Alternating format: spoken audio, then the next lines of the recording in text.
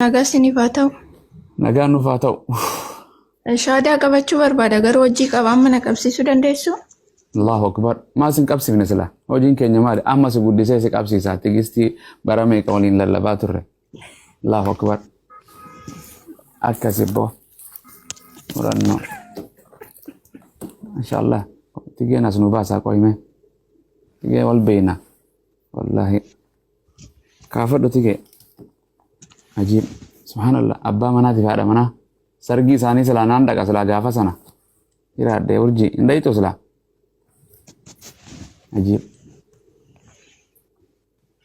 ما شاء الله الله أكبر أنا هادف هاي تيجي نجان صفاته جرتو nagaa فيا قبدا naguma لكن ربي سيالا في سؤال بينا يرو يدو ترتي يعني بينت رم أرثوذكسي an ortodoksiidha.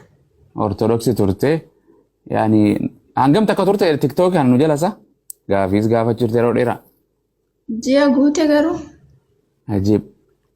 Falmii kana hunda daawwachaatuma turte waan gaafii namni walii deebisnu kan akka garte isaanis gaafannu. Maashaallah. Tige islaama fakkaata. Yoo murteeffatte shaadaan qabaddeette? lakki ani durumaan hin murteeffadhe garuu naan mijanne malee. Subhaanallah. Waan jedhu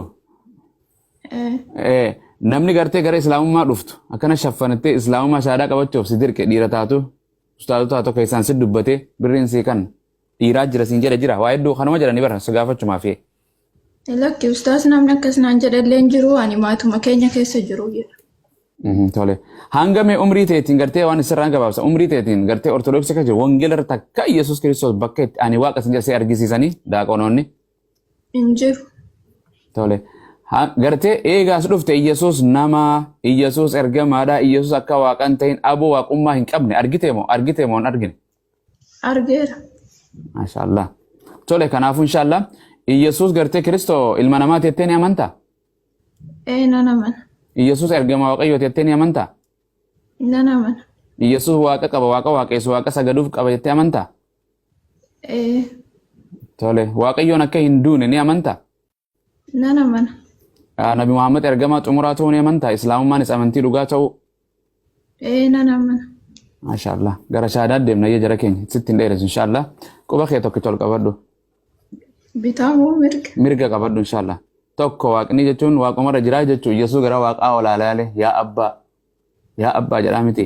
Tole na jalaa jette inshallah. Ashhadu Ashhadu an laa ilaaha an laa ilaaha illa Allah illallah wa ashhadu wa ashhadu anna anna Muhammadan Muhammadan abduhu abduhu wa rasuluhu wa rasuluhu wa anna Isa wa anna Isa abdullahi abdullahi wa rasuluhu wa rasuluhu ani ragaan baha Rabbii tokko malee kan haqaan gabbaramu hin jiru. Rabbii tokko malee kan haqaan gabbaramu hin jiru. Muhammadis garbicha isaatii fi ergamaa isaa kan xumuraa ta'uu isaa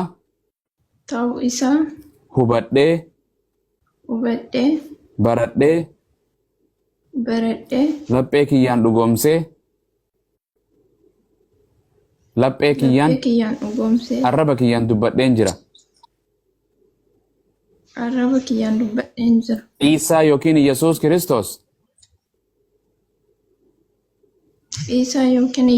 Rabbii miti ilma Rabbiis miti garbicha Rabbii fi ergamaa Rabbii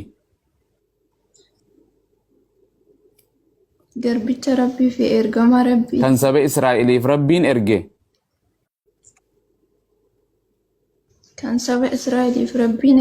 hubadhee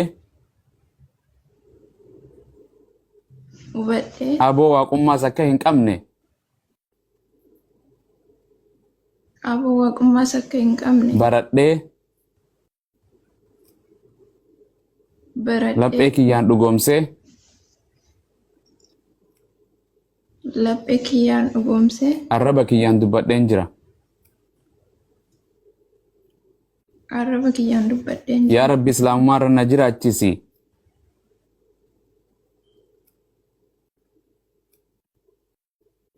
Yaa Islaamummaa irratti na kaasi. Islaamummaa irratti na kaasi. Jireenya bara bara isii irratti naa kan. Jireenya bara bara isa irratti naa kenna. Maasha Allah. Allahu Akbar. Tigiste bagara Islaamummaa dhufte obboleettii ta'u. Iyyasuus hin ganne galanni Rabbiif haa ta'u. Rabbi isa marse godhe alhamdulillah. Osoo lubbuun jirtu ilma namaa waaqessuu dhiiftee gara Rabbii ilma namaa uume. Isa bareeddu tana godheessi uume. Ana gartee kanaas uume. Uumama hunda uumeef masakamte. Iyyasuus hin ganne. Arra dhugumaan Iyyasuus itti amante. Arra gartee Yesuus Kiristoos itti amante. Arra Waaqayyoo dhugaa argatte. Arra gartee dhugaa gartee irratti jiraatan argatte. Alhamdulillah. Naman waaqessinu, dhiiran waaqessinu, malaa'ikaan waaqessinu, shamaran waaqessinu, uumama tokkoon waaqessinu, uumaa tokkicha. Ana malee Waaqayyoon biraa hin jiru jedhu san argatte. Alhamdulillah baga Rabbiin gara Islaamummaa si fide si jaalate. Egartee namni an Islaamummaa siif hin kennine Waaqayyoo si kenne. Rabbiin masakamte. Isaaf eeyyee jette. Akka inni fadhu fadhasaan raawwatte. Rabbiin jiruu bareedu si haa jiraachisu.